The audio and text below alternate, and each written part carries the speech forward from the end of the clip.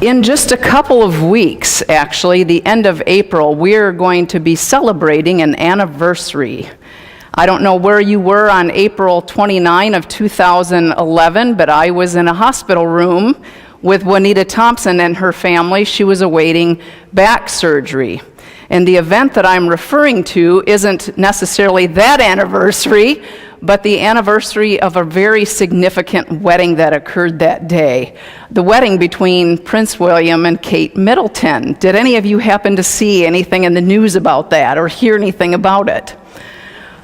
Well, it was a pretty big to-do, apparently. And in this wedding, they spent, believe it or not, $20 million, $32 million on security, $800,000 on flowers, and the Queen thought it was such an important occasion she wanted to declare a public holiday, which I guess in turn ended up costing an additional $1.2 to $6 billion. All for 1,900 guests.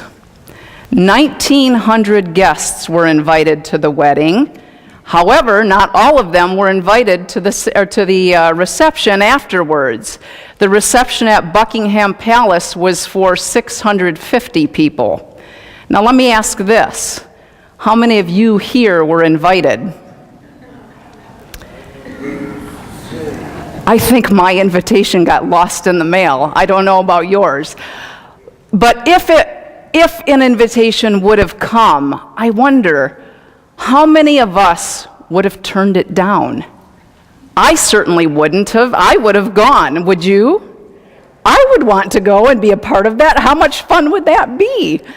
Well, we're going to encounter a wedding banquet in the parable that we're going to consider this morning, and that wasn't the case. There were many people who were invited who unfortunately declined the invitation, and there's some consequences to declining the invitation. Let's look at this parable together as found in Matthew 22, shall we? Once more, Jesus spoke to them in parables, saying, "The kingdom of heaven may be compared to a king who gave a wedding banquet for his son. He sent his slaves to call those who had been invited to the wedding banquet, but they would not come. Again, he sent other slaves, saying, 'Tell those who've been invited, look, I've prepared my dinner. My oxen and my fat calves have been slaughtered, and everything is ready. Come to the wedding banquet.' But they made light of it and went away, one to his farm, another to his business, while the rest seized his slaves, mistreated them, and killed them. The king was enraged. He sent his troops, destroyed those murderers, and burned their city. Then he said to his slaves, 'The wedding is ready, but those invited were not worthy. Go therefore into the main streets and invite everyone you find to the wedding banquet.' Those slaves went out into the streets and gathered all whom they found, both good and bad, so the wedding hall was filled with guests. But when the king came in to see the guests, he noticed a man there who was not wearing a wedding robe. And he said to him, 'Friend, how did you get in here without a wedding robe?' And he was speechless. Then the king said to the attendants, 'Bind him hand and foot, and throw him into the outer darkness where there will be weeping and gnashing of teeth. For many are called, but few are chosen.'" This is the word of the Lord. Thanks be to God. Well, that sounds fun, doesn't it? The end of it. This is an interesting parable. It's a little bit more of a difficult parable out of the ones that we encounter, particularly in the Gospel of Matthew. Now, a lot of times in the parables, Jesus will use images that were actually quite appropriate for that day and that time and that context, and people understood them quite readily. And sometimes we don't always understand them quite as easily, but thankfully in this one, Jesus does use something that we're quite familiar with, a wedding. Most of us here have probably been to a wedding before, and you know that in advance you receive an invitation and that there's many preparations that are made, right? And usually when the invites go out, you ask people to respond and send back their invitation by a certain amount of time so that you know how many to plan on for the reception. That's no different. They would send out invitations, and weddings in that context were a great community affair. The community would come together, they'd help prepare the meal, and it was a great time of celebration and time just to be together to enjoy family and friends. Now, in our day, when these invitations go out today, usually about 75% respond to the invitation saying, "Yes, I'm coming." Now, this is a little different because this isn't just any ordinary wedding. This is a royal wedding. It's the king himself who's sending out these invitations for his son's wedding banquet. Now, when we think about that, how rude it would be then to turn down this invitation, would it not? This is the king, after all. You want to be in good graces with the king, and hopefully have the king know then something about you or your family, or perhaps even your business. So to turn down an invitation from the king is pretty significant. And I already asked you if you would have gotten a wedding invitation to Prince William and Kate's wedding. I think everybody said they would have gone, right? None of us would turn it down. And yet we've got people here in this passage turning down an invitation to go to a wedding banquet thrown by the king himself. How rude.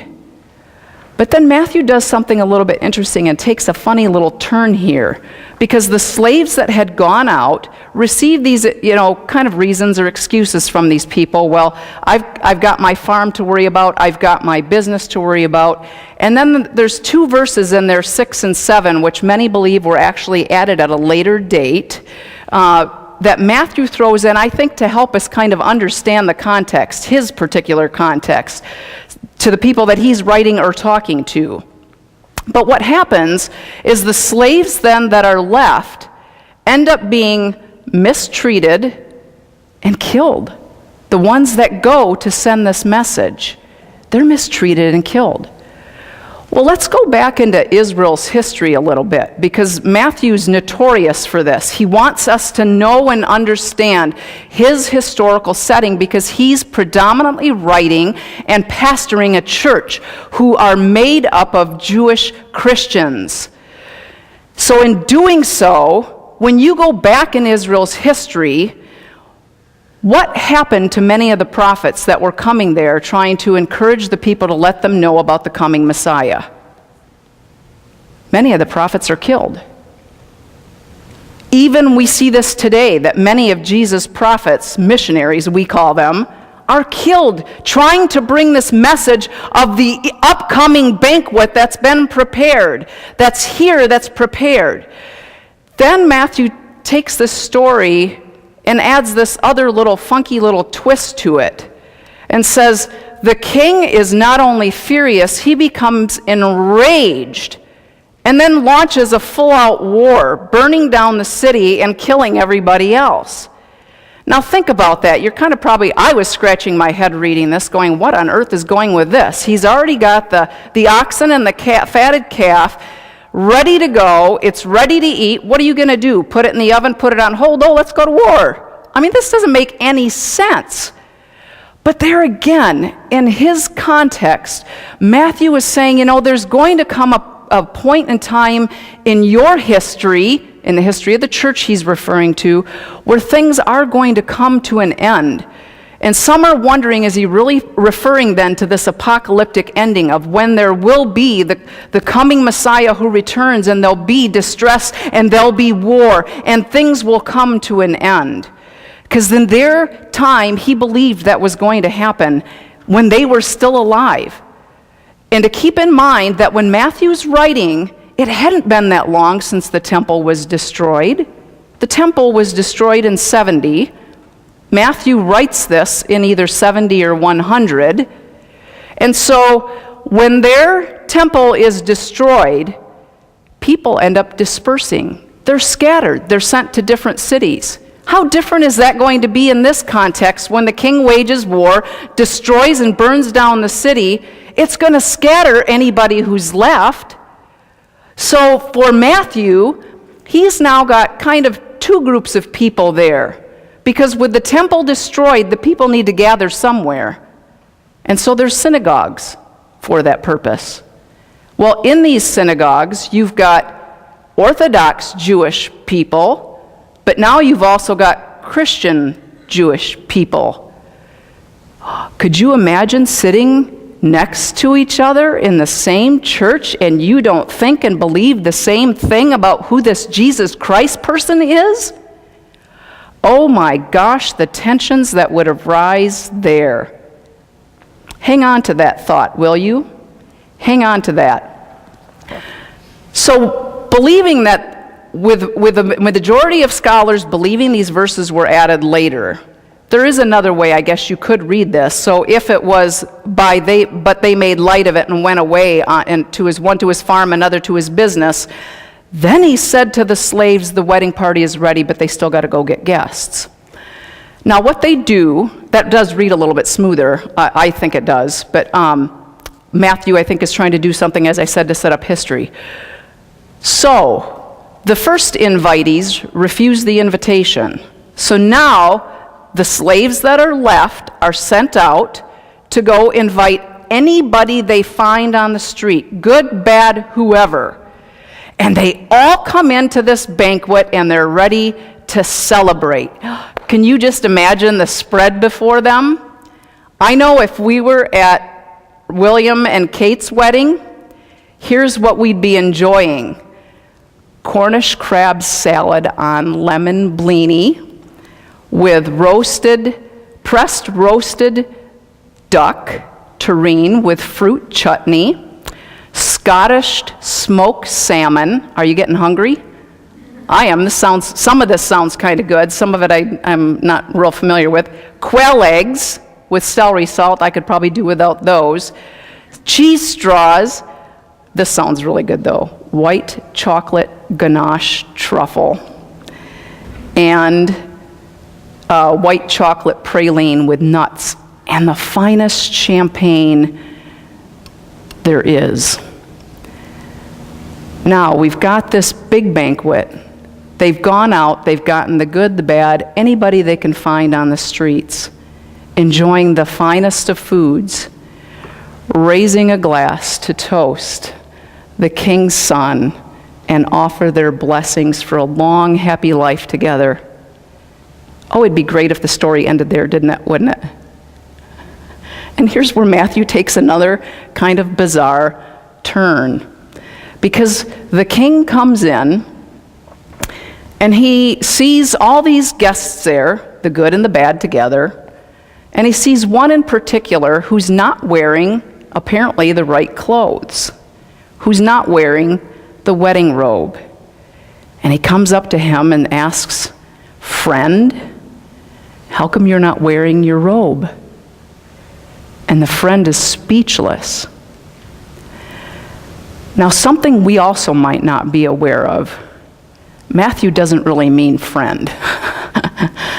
Matthew never uses that word in a friendly way in his gospel. When Matthew says friend, he's really saying, look at Buster. Hey, buddy. Hey, mister. Why don't you have the right clothes on? Now, this seems a bit harsh to me. And so because the guy's not wearing a wedding robe, he's thrown out, and this is another little friendly thing Matthew likes to refer to the outer darkness where there'll be weeping and gnashing of teeth because many are called but few are chosen. And I'm thinking, this is not a good way to end a story. I think it's a stinky way to end a story, to be honest, if I'm perfectly honest with you. And I wonder sometimes, Matthew, what on earth are you doing? What on earth are you doing? Because this sounds horrible. It is horrible. And whenever Matthew's the one, the writer of the gospel writers, who uses that phrase the most, where there'll be weeping and gnashing of teeth. And when he does, he's referring to God's judgment. And I think we need to be careful about that little phrase at the end when he says, "For many are called, but few are chosen." Because this isn't really referring to election in the sense that we think of election. But he's talking about here is there's this invitation that's sent out, and this is a two-layered thing that Matthew's doing here. So we need to keep those separate but add them together too. So you get the first invitation, many are invited, but many refuse that invitation. They don't even want to come to the banquet. So let's send out another invitation, round 2.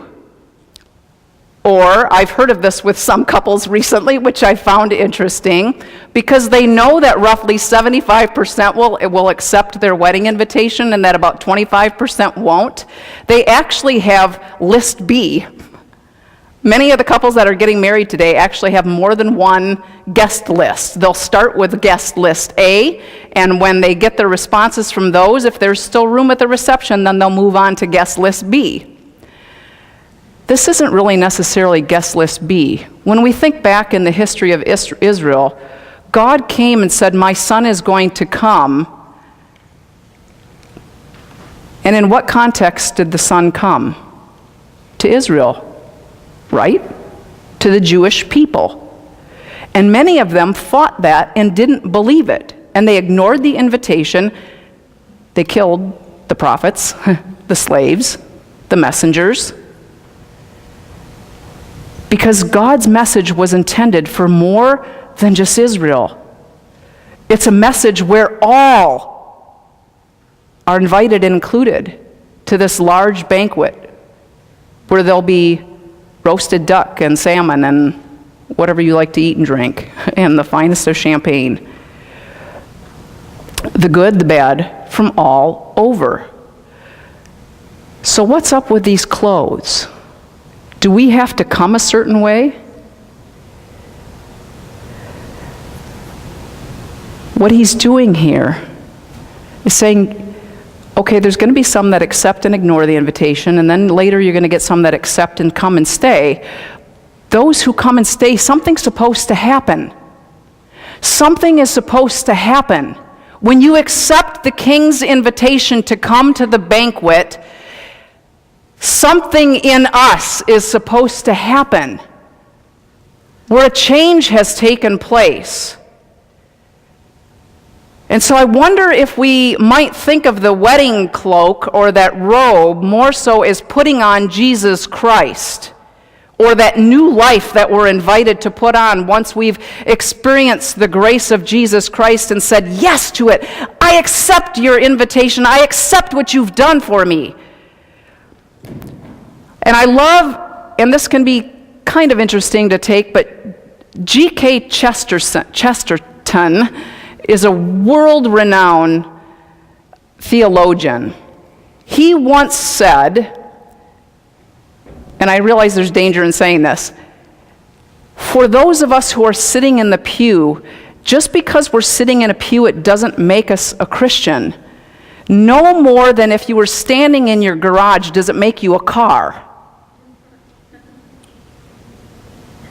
That when we accept the king's invitation to come to the banquet, something is going to change in us.